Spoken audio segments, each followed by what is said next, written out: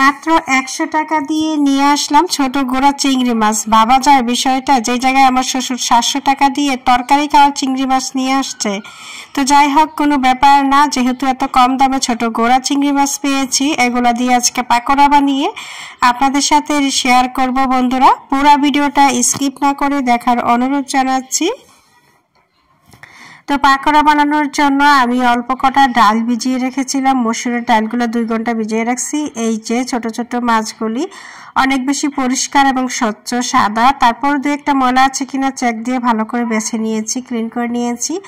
এখন ডালের সাথে মাছগুলো দিয়ে 1 চামচ আদা বাটা, 1 চামচ রসুন বাটা, স্বাদ মতো লবণ 1 চামচ দিয়েছি, হলুদের গুঁড়া, তারপর 1.5 চামচ দিয়েছি লাল মরিচের গুঁড়া, 1 চামচ ধনিয়া গুঁড়া, আর দিয়ে দিচ্ছি 1 চামচের মতো জিরা গুঁড়া, আর কতগুলো পেঁয়াজ কুচি দিয়েছি।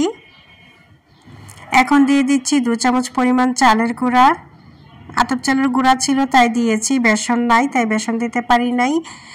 আর দিয়েছি 2 চামচ কর্নফ্লাওয়ার। দিয়ে সবগুলাকে হাতে মেখে চটকিয়ে নিচ্ছি। মানে মাছগুলা এত বেশি নরম এবং সফট ছিল যে কাঁটাগুলো একদম নরম ছিল, হাত দিয়ে ধরলে বেন্দার মতো না। নদীর একদম ছোট গোড়া চিংড়ি মাছ ছিল। তো কিছু ধনিয়া পাতা দিয়ে দিলাম, ফ্রিজে ছিল, ওগুলো দিয়ে হাতে মেখে নিয়েছি। আর চুলার মধ্যে চলে আসলাম, প্যান বসিয়ে দিলাম।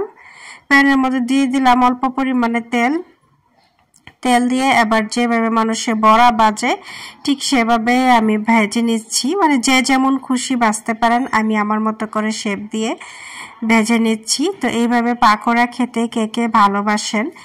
অনেকেই চিংড়ি মাছ, ছোট মাছ পাটায় বেটে মিহি করে তারপরে বড়া বানান। আমার কাছে আবার পাটায় বেটে চিংড়ি মাছ বড়া বানালে ভালো লাগে না। ওটার যেমন একটা ফ্লেভার আসে বা টেস্ট, ওই টেস্টটা আমার মুখে ভালো লাগে না। অনেকের মুখে রাখতে পারে ভালো, তো আমার কাছে আবার আস্তা চিংড়ি মাছ দিয়ে রান্না করলে খুবই ভালো লাগে। তো তাই আমি আস্তা চিংড়ি মাছ, ছোট চিংড়ি মাছগুলো নিয়ে এসেছিলাম। তো এই ছোট চিংড়ি মাছগুলো দিয়েই পাকোড়াটা বানাইলাম। আর শুধু চিংড়ি মাছ দিয়েও কিন্তু মজা লাগে না, তাই আমি সাথে ডাল দিলাম। তো আপনারা চাইলে ডালের পরিবর্তে বেসনও দিতে পারেন, অথবা আমি চালের গুঁড়া দিয়েছি, এটার পরিবর্তেও বেসন দিতে পারেন। তো যে যেভাবে পারেন পাকোড়া বানানোর জন্য সেভাবেই বানিয়ে নিতে পারেন। তো অনেকগুলো হয়েছে আমার, আমি সবগুলা পাকোড়া বানাই নাই, অর্ধেক রেখে দিয়েছি পরের দিন আবার বিকেল টাইমে নাস্তার সময় খাওয়ার জন্য। অর্ধেক বানিয়ে নিলাম আমি, আর খেতে দারুণ হয়েছে। তো আমার পাকোড়া বানানোর রেসিপি কেমন হয়েছে বন্ধুরা, আপনারা কমেন্ট করে জানাবেন।